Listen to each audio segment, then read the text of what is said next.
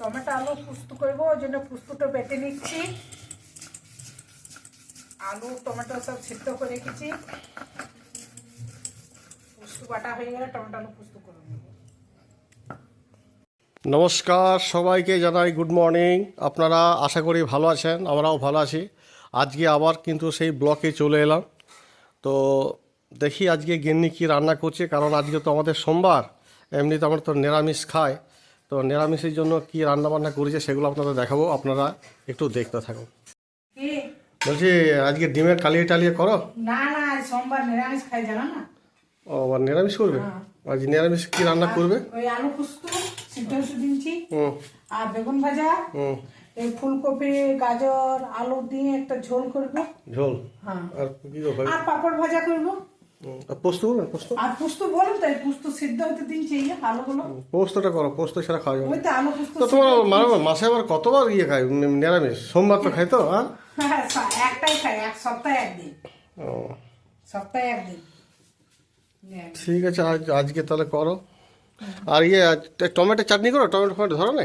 না, ওই এখন পাকে নেই, পাকুক। আর বেগুন ভাজা করো, বেগুন ধরেছে। বেগুন তুললাম, যে বেগুন ভাজা দেখালাম যে তোমাকে বেগুন তুললে? ভাজা। হ্যাঁ, বলুন যে এই বেগুন। ও, আমাদের গাছের বেগুন তো? হ্যাঁ, এই গাছের বেগুন। ও, তাহলে বেগুন ভাজা হবে, কারণ ওদিকে একটা কফিতে গাজরে একটা ঝোল করবে নাকি? হ্যাঁ হ্যাঁ, আর আলু পুস্ত। ফুলকপি ফুলকপি, আর আলু পোস্ত করবে নাকি? হ্যাঁ এই ফুলকপি। ঠিক আছে, তাই করো। আজ ওই ঘরে রান্না করলে না এই ঘরে করছো? নিরামিষের জায়গা নাকি এটা? এই তো নিরামিষের গ্যাস, এই জন্য এই ঘরে রান্না করি। নিরামিষের দিনে এই ঘরে করি, আর যেটা আমিষ হয় তখন এই ঘরে করি। দুটো গ্যাস আছে না। বেগুন ভাজা করবে তো? এই বেগুন ভাজা ভাজছি, বেগুন তেলে দিয়ে দিলে ঢাকা দিদি, তারপরে সিদ্ধ হয়ে নেবে।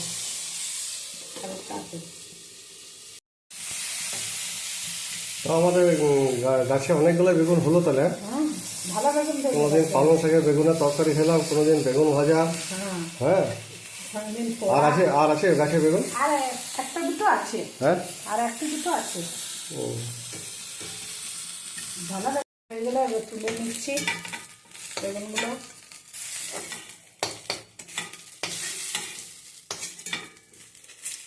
কী করবে? এবার ফুলকপি চাপাবো, তেল দিই।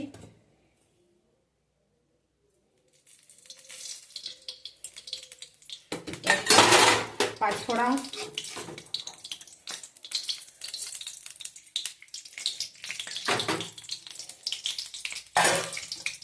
ফুলকপিগুলো ভাজবো তেলে।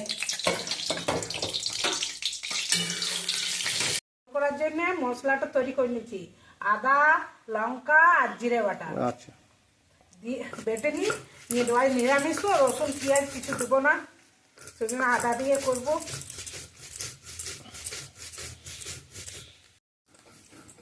ভালো বাটা যায় তো? হ্যাঁ, দুয়ারে কিনেছিলাম সে 20 বছর আগে। তাই? এই শিলটা 20 বছর বয়স? হ্যাঁ হ্যাঁ, 40 টাকা দিয়ে দুয়ারে কিনে আনছিল, শিল আর নোড়া। খুব সুন্দর। এখনো শিলটা যেমনিকা সেরকম আছে, নতুনের পাড়া। আর আমাদের না বলছি, শিল তো আমাদের কুটো হয় নাই তো, অনেকে শিল কুটো তো। একবারে কুটো হয় না, কিন্তু খুব ভালো শিলটা, খুব মার আছে, একবারতে বাটা যায়। তাই? দুয়ারগুলো তুলে রাখছি। এবারে আলু আর বাজারগুলো ভাজবো। ফুলকপিগুলো তুলে নিই।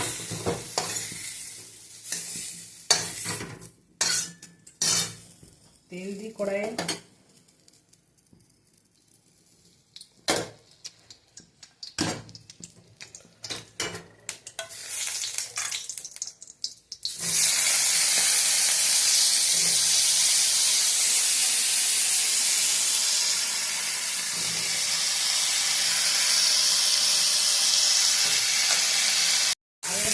আবার মশলা করে ফুলকপিগুলো দিয়ে কষবো।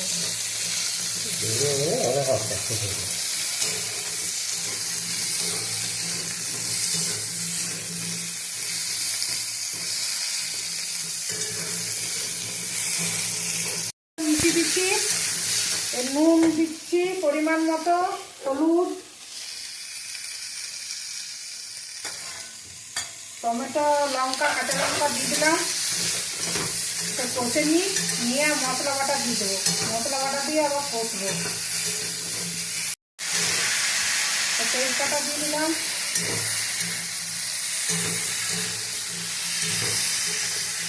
ভালো করে কষে এবারে জল দিয়ে দিই। জল দিয়ে ঢাকা দিয়ে 10 মিনিট সিদ্ধ হতে দেবো।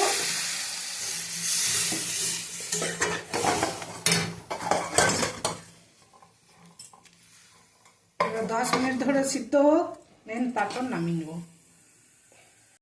পুস্ত আমরা তুলে নিচ্ছি।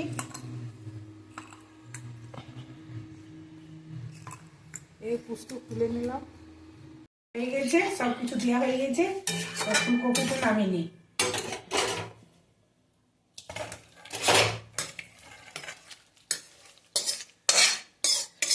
এই হয়ে গেছে, নামিয়ে দিলাম। এবার টমেটো আলু পুস্ত করে, টমেটো আর আলু সেদ্ধ করে রেখেছি।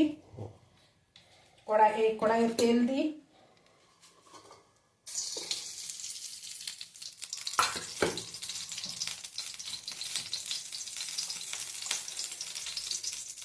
কালো জিরা দিয়ে নিলাম, ভালো লাগবে তেলটা।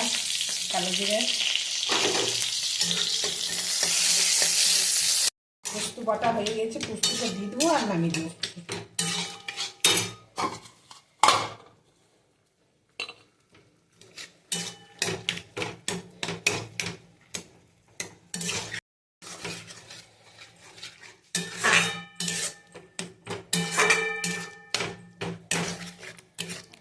টমেটো আলু পোস্ত হয়ে গেছে, ওটা নামিয়ে নিই।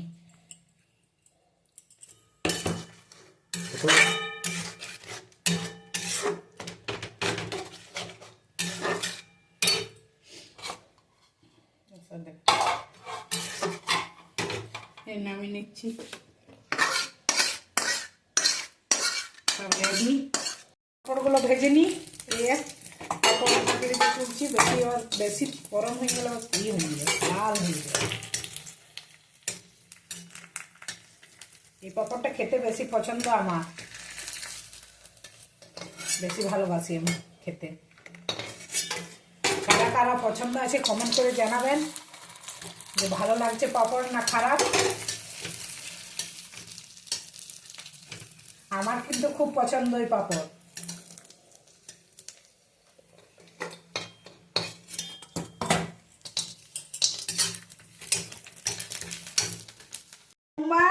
দেখুন এই রান্না করেছি ফুলকপি আলু গাজর দিয়ে একটা গাছলা, বেগুন ভাজা আর টমেটো আলু পুস্তু আর পাঁপড় ভাজা।